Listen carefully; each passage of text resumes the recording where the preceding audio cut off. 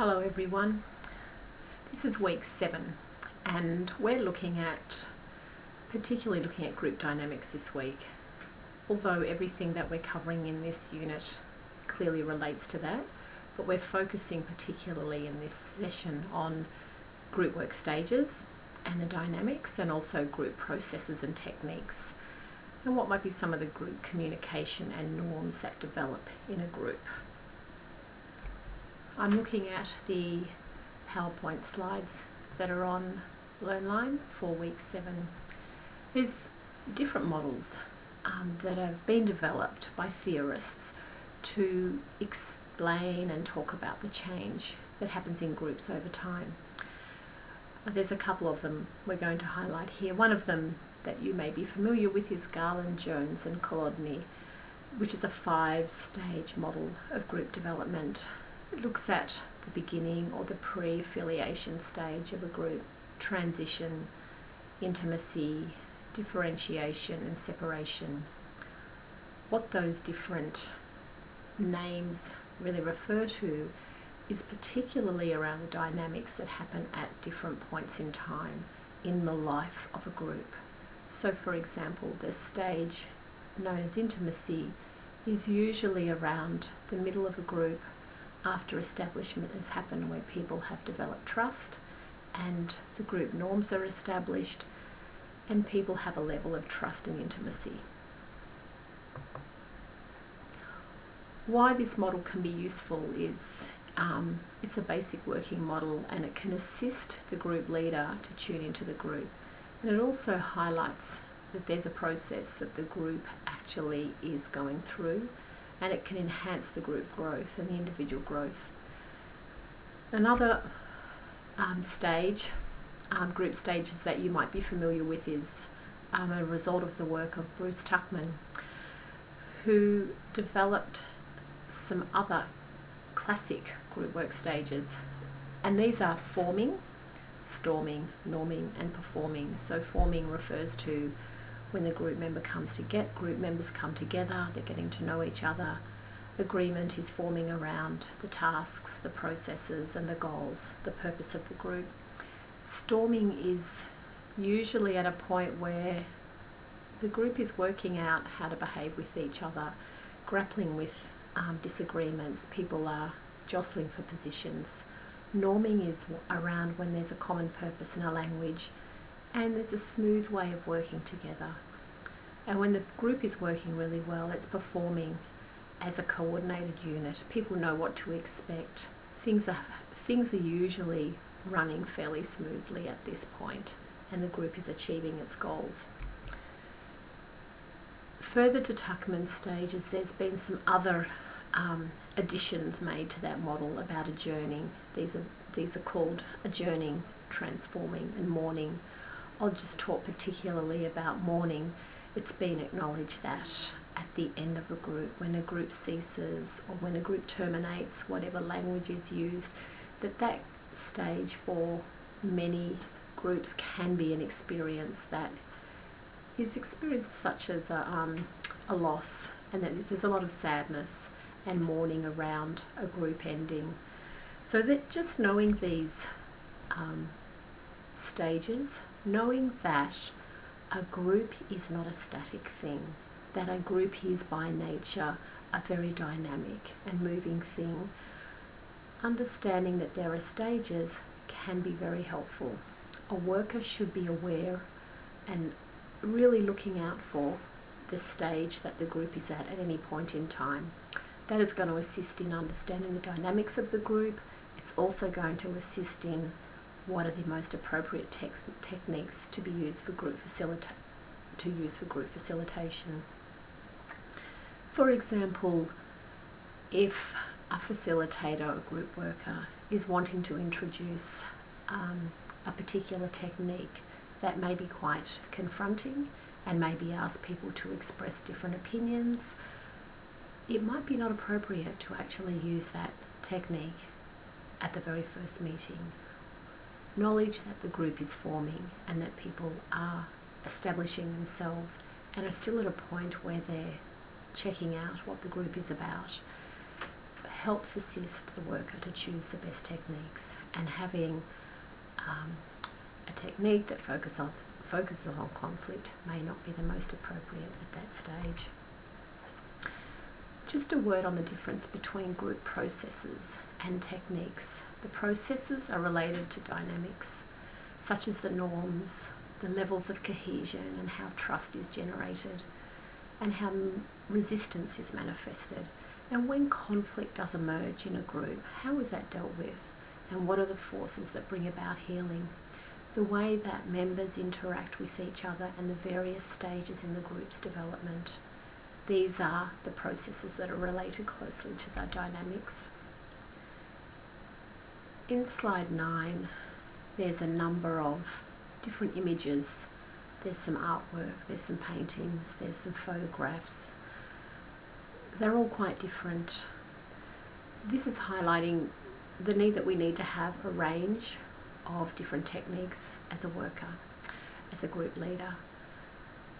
I like to talk about the idea of building a house, and that a builder needs to have tools, and they need to have the appropriate tools to build the type of house that they're going to build. So for example, if they're building a house that is a brick house, for example, they would need to employ bricklayers. They would need to have people who have those skills. If they were building a house that was a timber house, for example, that would require them to have nails and hammers to do that work. In the same way, a worker who is leading, facilitating a group, needs to have a range of techniques or tools, as we might refer to them, that are going to assist them to do that. So the techniques are really the leader-led interventions that are aimed at facilitating movement within a group. They refer to the leader's explicit and directive requests. Techniques are used for the purpose of focusing, exploring, and always moving forward. On slide 11, I'm looking at the moment, there's some common techniques. There are many techniques that are used in group work, but some common techniques are the use of silence. This is actually a technique that can be used very effectively, where people stop and sit and don't speak, suggesting a new behaviour, inviting members to deal with a conflict in the group, offering feedback to members, presenting interpretations, or in other words, different ways of seeing the same point or the same situation, using role plays, getting people in the group to act or practice skills that they have been learning in the group, summarising, talking to the group about what has been said in a succinct way and feeding that back to the group. Suggesting homework assignments is a common technique. There is really inviting people to practice something, perhaps, use a skill, or write something down, or speak to someone, to do something before the next group meeting. That's referred to as a homework assignment. One example of that might be when running a group for women, particularly around encouraging them to learn skills about how to be assertive. A homework assignment might be, in the next week, I want you to go and find someone that you can practice this new skill with. Practice speaking to someone in a way that you're using your skill in being assertive. That would be an example of a homework assignment. Good group work can depend on many things.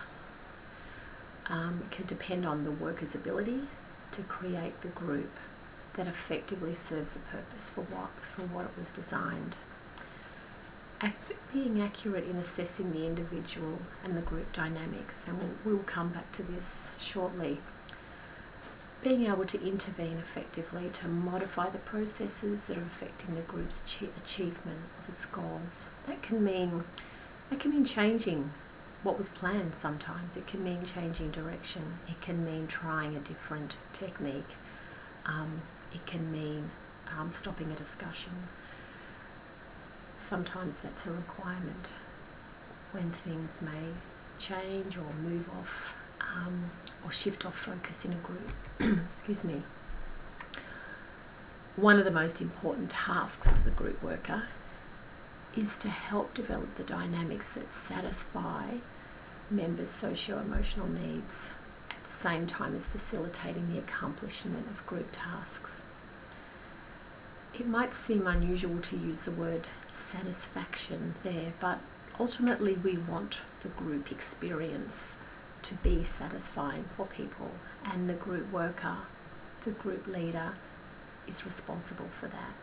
Whether it's facilitating or leading a meeting with a group of colleagues, or whether it's a support group for people, one of the key motivators for workers is to ensure that the dynamics that are happening are promoting that satisfaction of the members' socio-emotional needs.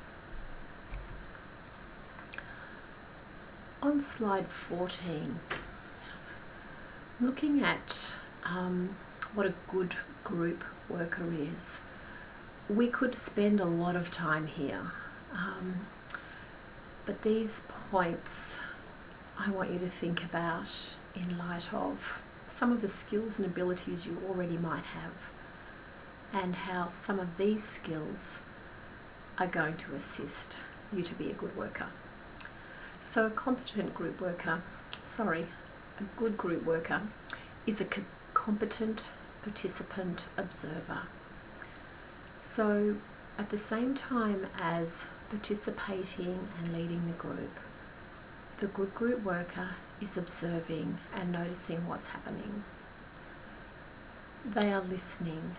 They are listening to what is being said and to how it's being said. They're also listening to what is not being said. A good group worker is remembering. So if a course or a group meets over a number of weeks, for example, it may be a 6-week program, a good group worker should be remembering what happened at the first week. Doesn't mean that they're remembering everything that is said, but they are paying attention to and taking note of things that have been happening, about the way that people are interacting, about the way that people are speaking, about what topics might have been covered or left out. They are paying attention to all these things. A good group worker is thinking, and while it's a lot of fun running a group, it's not relaxing, because a good group worker is thinking all the time. They're thinking about how to respond to what might have just been said. They're thinking about the well-being of the different people in the group. They're thinking about how the group is moving in terms of achieving what it set out to achieve. They're thinking about who is speaking and how often they're speaking. They're thinking about when will it be their turn to speak and when should they respond to something that has been said. So a group worker is thinking all the time. A good group worker speaks, but is very aware that when they speak, what they say matters in a different way to the other group members. They're very aware that their words may be received or heard in a certain way because of their position and because of their knowledge and because of the perceived power that they may have.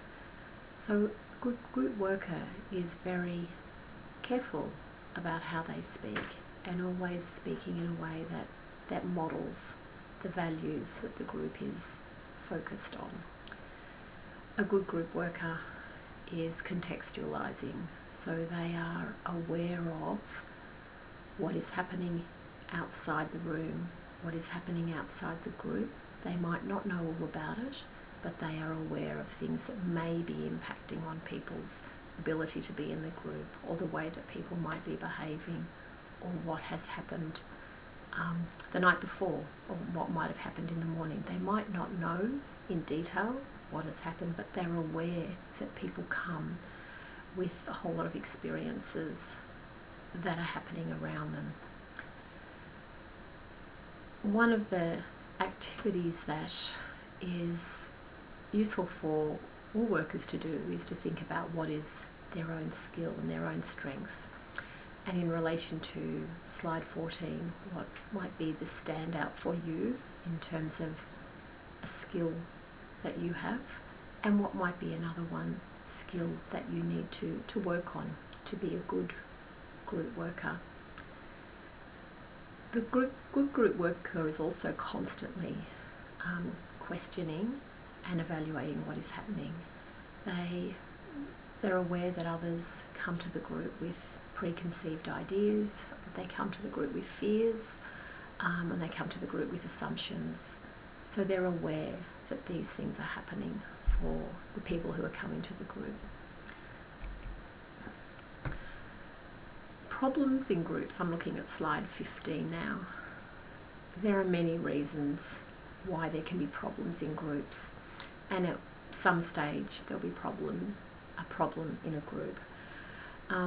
They can often be caused by a lack of careful forethought and planning at the setting up stage of the group, in being clear about the group structure and the atmosphere and the foundation for the group.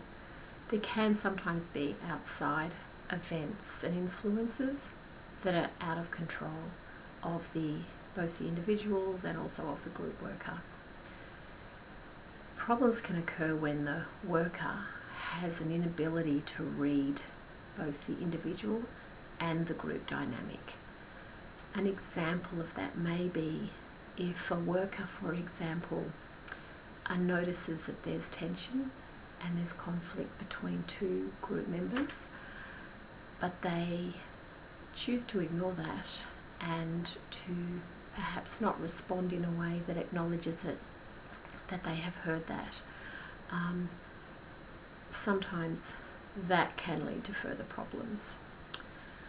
A fear of or abrogation of leadership can be where the group leader is afraid to be the group leader and perhaps sits down in the chair and joins in the group as though they are a group member, and they don't step up and they don't take their role as a group leader and a group facilitator. They don't take that responsibly. That can cause real problems in the group if the group leader just wants to join in. So that fear of being a leader can cause huge issues. Becoming too eclectic and theoretical in use. If the group leader uses so many different techniques and so many different approaches in the way that they run the group, that can sometimes in itself cause confusion and can cause a problem that the group loses its focus and isn't clear about what it's about to achieve or the purpose of why people are there.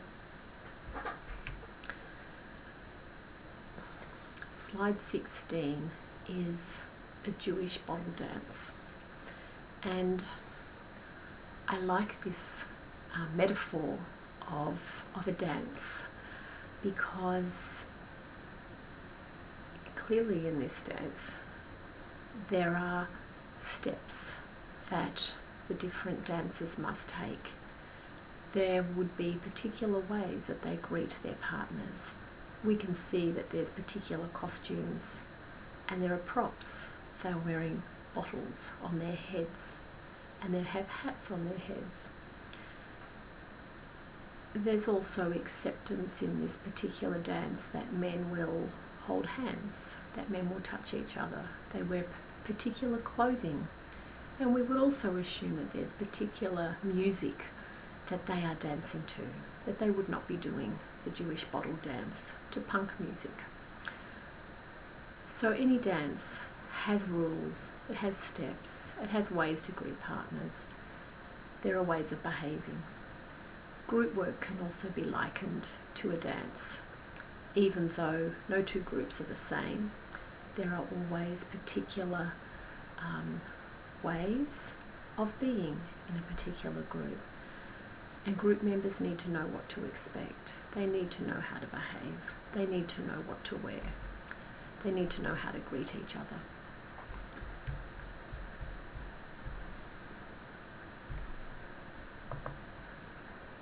Slide 17. We're looking at the dynamics of ambivalence. And while we've touched on this before, it's worth revisiting this, that particularly at the beginning stages of a group, there's often unspoken questions which group members have when they're joining a group or when they're coming to the first meeting or a first session. Even if these are not voiced out loud, people are thinking, what is it going to be about? What kind of group leader do we have? Can I trust that person? Do they know what they're talking about? Are they going to run a good meeting? There are many things running through people's minds when they come to their first group. And the worker's role and objective in this space is to acknowledge those ambiguities and to make the group a safe place for people who have come. And the best way to do that is to firstly acknowledge that people may be ambivalent, may be unsure, may have lots of questions, and to acknowledge that as being normal in encountering a new situation. There's a number of techniques that you probably already know, that you already have, that would enable you as a group worker to acknowledge that ambivalence at the beginning of a group.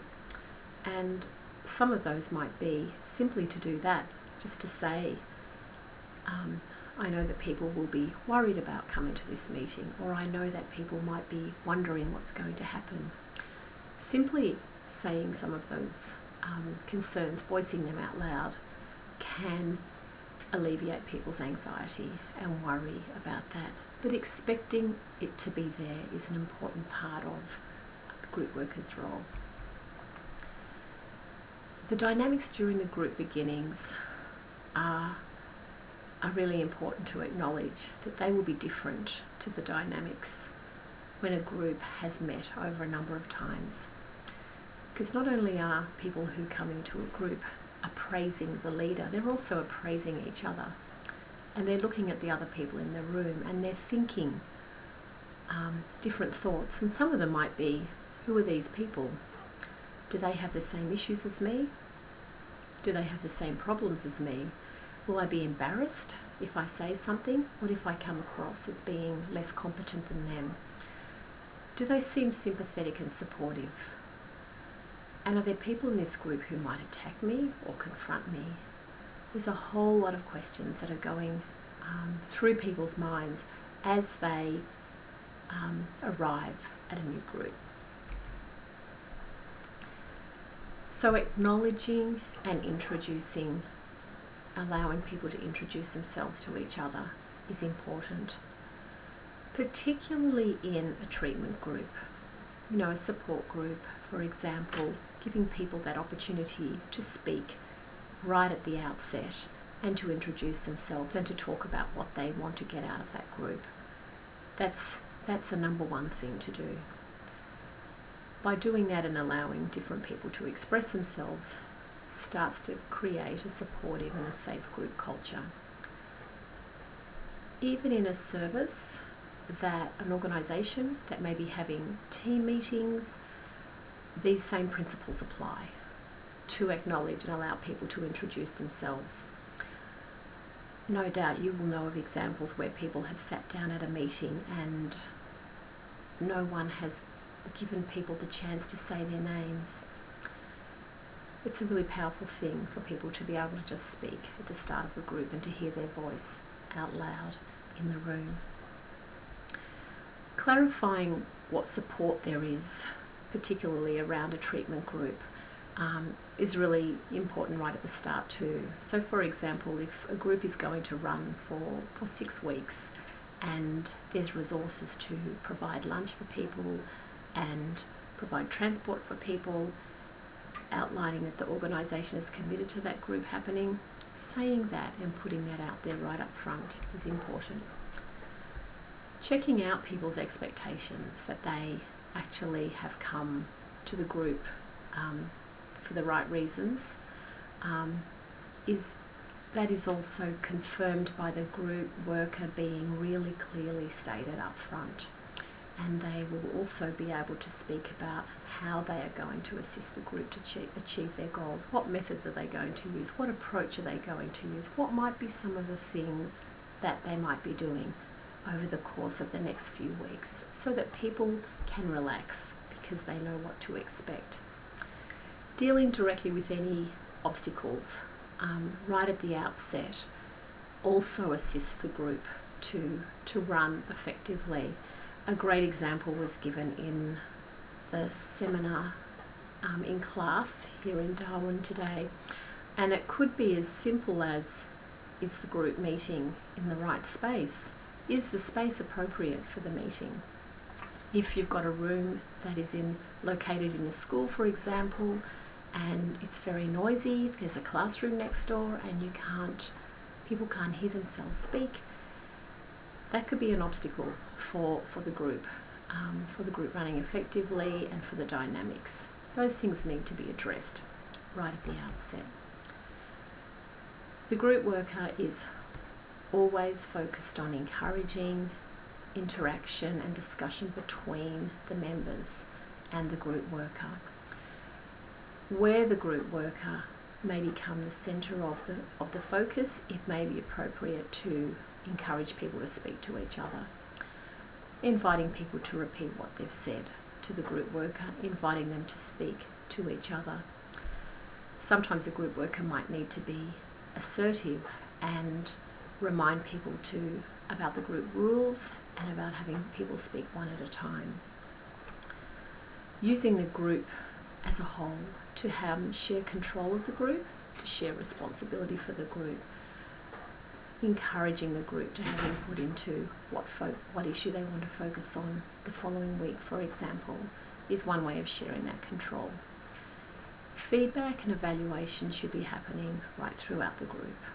So at the end of a treatment group, such as a support group, asking people at the end of the very first meeting questions about how they experienced the group, whether there were other questions they had, what else they would like to see covered in the group, giving them the opportunity to say anything about how the group worked for them.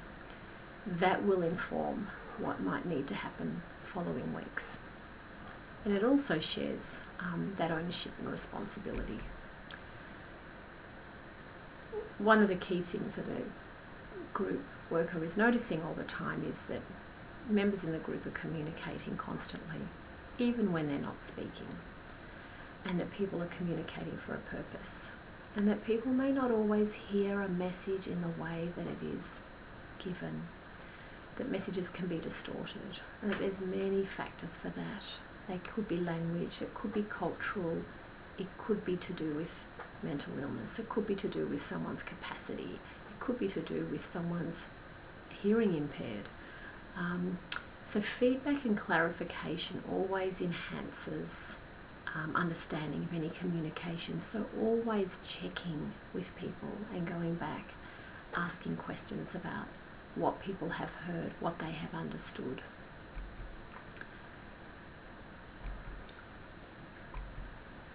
Power and status in the group is something that will be in any group or any meeting, and it's always changing.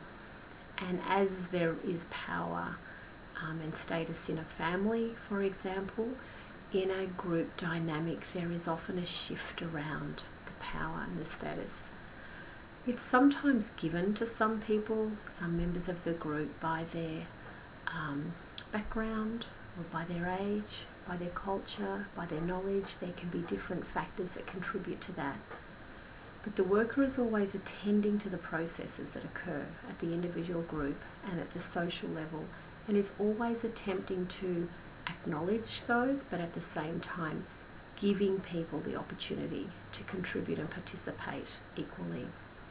Status refers to the evaluation and the ranking of each other member's position in the group and how that person is seen in relation to the others. Group norms are the shared expectations, and they're the beliefs about the appropriate ways to behave. The group norms will develop in a group very much influenced by what is established at the beginning and at the early stages of the group.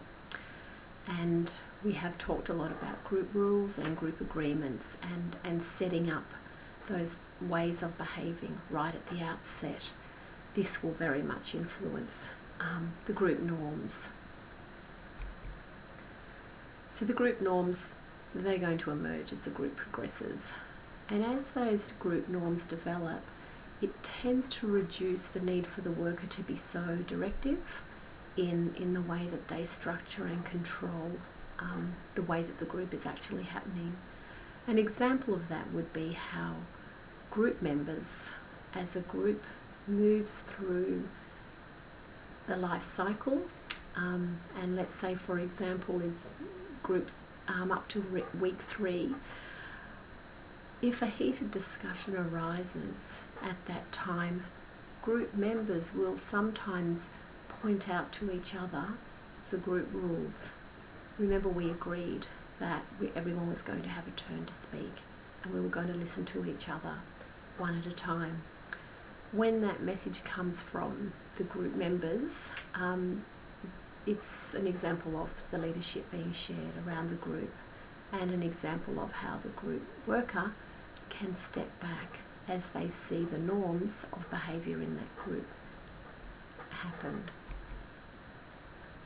The roles are the shared expectations about the function of individuals in the group, and I'm looking at slide 28. The roles define behaviour in relation to a specific function or a task. If you observe a group that you're part of, you might notice that particular roles have been adopted in that group, and that certain people over time perhaps take on particular roles. Sometimes those roles might change. Sometimes certain people take on roles that are connected to their skill or their background, or connected to the way that they use power. Roles can shift in a group.